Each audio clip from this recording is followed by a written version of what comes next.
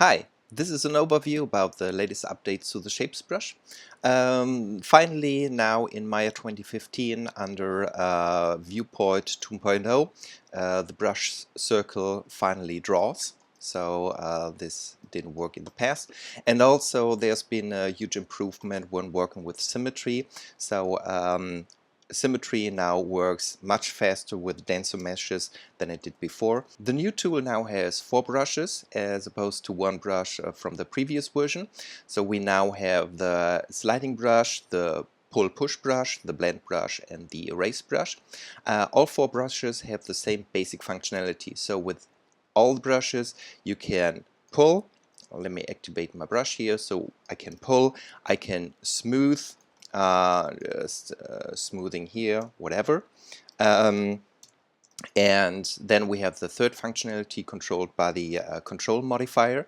So with a sliding brush, it's of course the sliding functionality. We can slide here. Let me turn off my symmetry. Then the pull-push brush, we can now pull or push the vertices along their normals. So let me increase my brush size here, switch back to the legacy default viewport. So okay, now can pull my mesh out or push it in, depending on the mouse direction.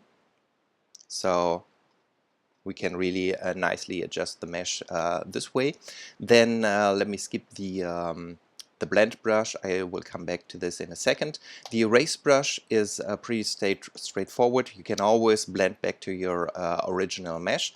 So no matter what I do and slide and push and pull, whatever, by pressing the control key and then with the left mouse, I can brush back to my original mesh.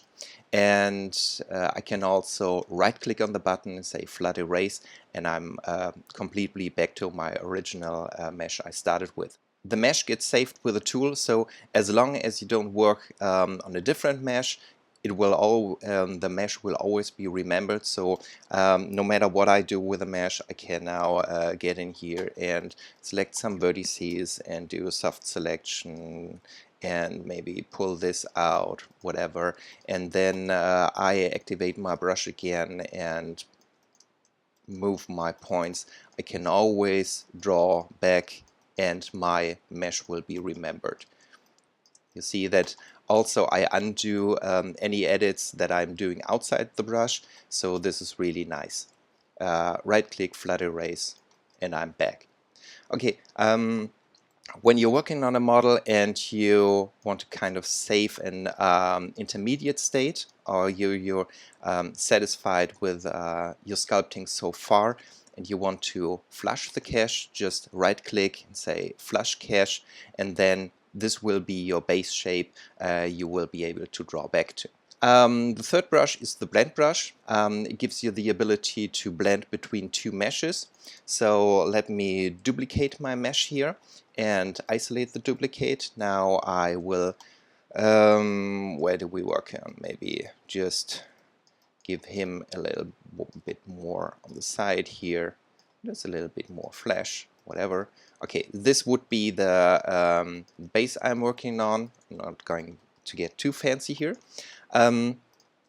Okay, go back, hide my geometry, and now I first select the mesh that I want to work on, that would be my sculpting mesh. Then as a second object, select the mesh I want to blend to, select my blend brush, and now with the control modifier I can easily blend between these 2 meshes.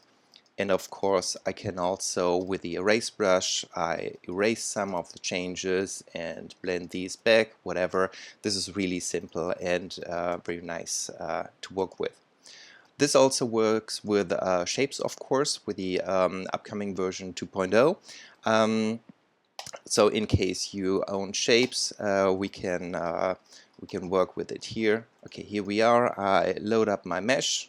Okay, do some basic sculpting. Maybe we give him a little bit more chest here. Just fatten it up, or maybe pulling it out a little bit more. Maybe just like this. nothing too fancy. Okay, exit, say this is chest, whatever.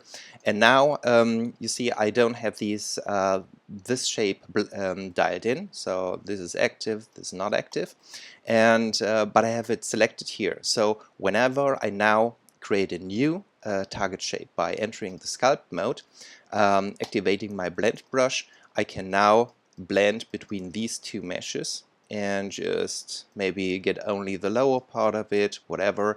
Now I exit my sculpt mode, I get my new corrective, which is only the modified version, a little bit custom modeling and blending between the other one here. So this is lower, chest, whatever. And now I can also, let me do a third shape here. Now we can do some more of his, okay, just pull this out. Okay, exit the sculpt mode. This is my third shape. So maybe I want to tweak this chest shape. So not only fatten out the chest here, but also fattening out the tummy. This is, let me, or belly, okay. So I want to tweak the chest shape, but blend in a little bit of the belly. So I select the chest, I select the belly, and then click the tweak button for the chest. And now I'm able to dial in some of the belly fatness here. And of course, smooth this or erase the edits a little bit more and blend in some more, whatever, just like this. Exit the sculpt mode and you can see that I've now edited my chest shape. So you see the Shapes brush works nicely as a standalone brush, but also in conjunction with the Shapes editor. Another new addition is the marking menu. So in order to tie this marking menu to a hotkey, you can exit the following command. Just let me increase this a little bit more. So this is the script that comes with a Shapes brush. So all you need to do is to solve the script. So source SHAPESBrush build mm, and then execute SHAPESBrush setup mm. And when you set this up, it will ask you for a hotkey for the marking menu. Enter this and you're all set up. And then we have our marking menu with the different brushes. So the grab and slide, grab and pull, grab and blend, grab and erase. Increase and decrease depth. We can see the depth down here. So increase depth and we are at the depth 1, or decrease and we're at depth of 0. Relax the symmetry, fall off curve, whatever. The only thing that's only available through the marking menu is the step size. So this is, and it really depends on the scale of your model. So if you're working at a really small scale or working on small details, let me open my brush here. You can see that increase the size. Now the by default the change in the brush size circle is in fine increments. So it's when you're working with a small scale object or you're really close to the surface, this is really nice because it gives you quite a good interaction. But when you're working on a larger scale, this is getting really slow and really tedious to increase in size. And when I go to my marking menu, say step size, set it to coarse, now it's getting more coarse and it adjusts much faster. So it really depends on the scale of your model.